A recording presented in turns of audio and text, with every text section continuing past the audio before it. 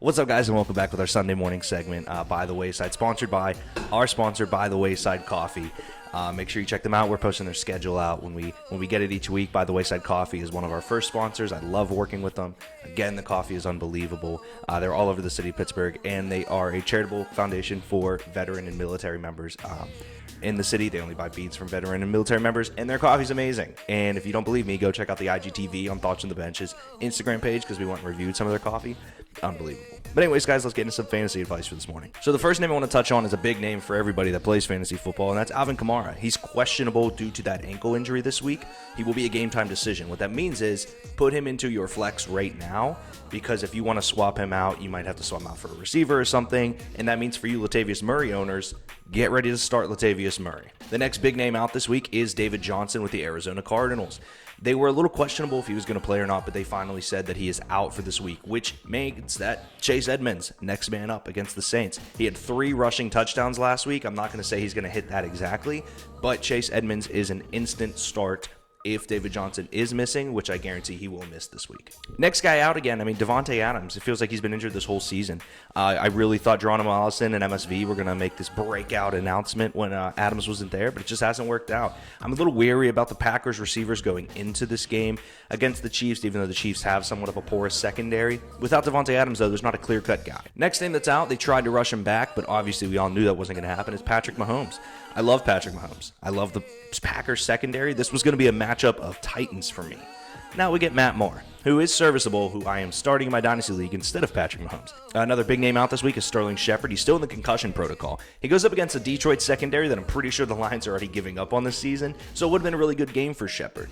This does open up for a couple other receivers, but for me personally, the only guy on the Giants that I really want today is Saquon Barkley, and then after that, Evan Ingram.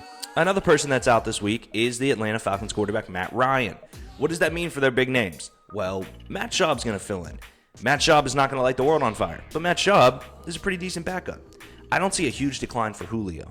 Guys like Calvin Ridley could have a bit of a decrease here in volume, but for me personally, it's a pretty good backup situation, especially considering Matt Ryan hasn't been that good this year. And a surprise to me, apparently Delaney Walker's out as of yesterday. He's out against the Bucs for the Titans, which Jonnu Smith should step in, and I like Jonnu Smith as their backup tight end, but he's not fantasy value.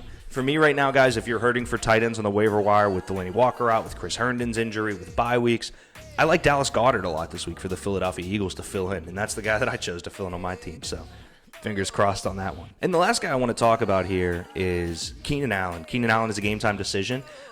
It's looking like he will not play. So this game-time decision is 100% more into the if he's good for some weird reason, we'll play him. He's probably not going to play, which means Mike Williams gets a massive boost in my mind, as well as Hunter Henry. Some other guys that are questionable this week, we have 2 Raiders on this list, which is very upsetting for me on a team that actually has been doing very well. The first one I want to talk about is Tyrell Williams. He's been in and out. The 4 games that he has played, he's scored a touchdown in each one of them. He has a connection with Derek Carr, and he's clearly thriving off the fact that AB's not there anymore.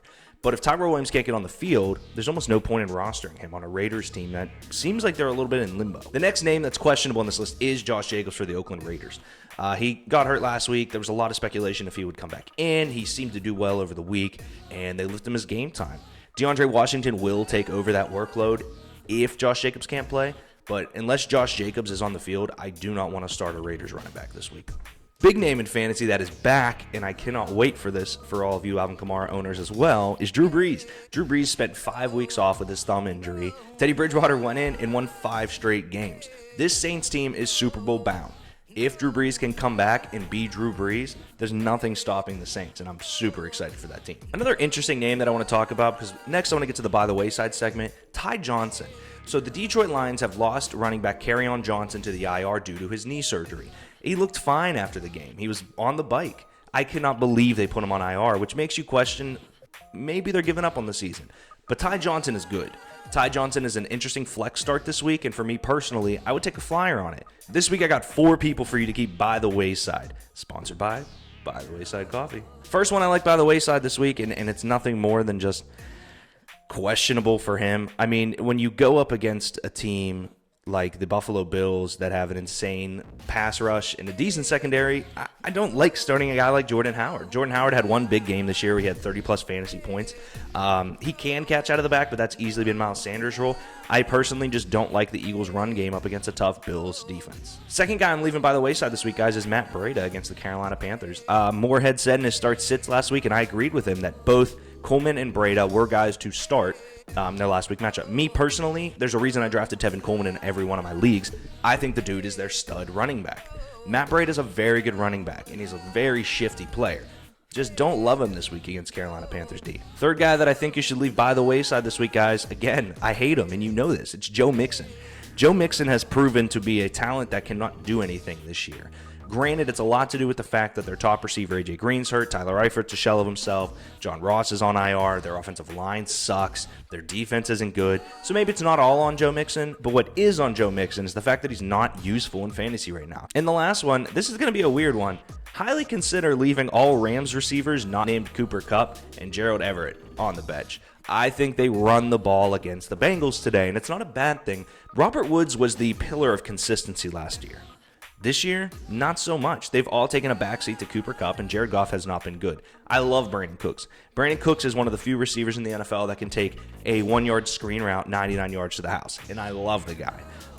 And they're up against a pretty porous defense in the Cincinnati Bengals. It just comes down to me that I don't trust Jared Goff. All right, guys, that was your by the wayside moment this morning before you get your fantasy roster set. Make sure you go set your lineups, guys. There's a game in London. Thankfully, it's not early. It's just at 1 o'clock. But make sure you go set your lineups. And if you have any questions about your specific team or anything going on, DM us on Facebook, Instagram, or Twitter on the Thoughts from the Bench handle. I will be answering all your questions that you have about starts, sits, and roster situations.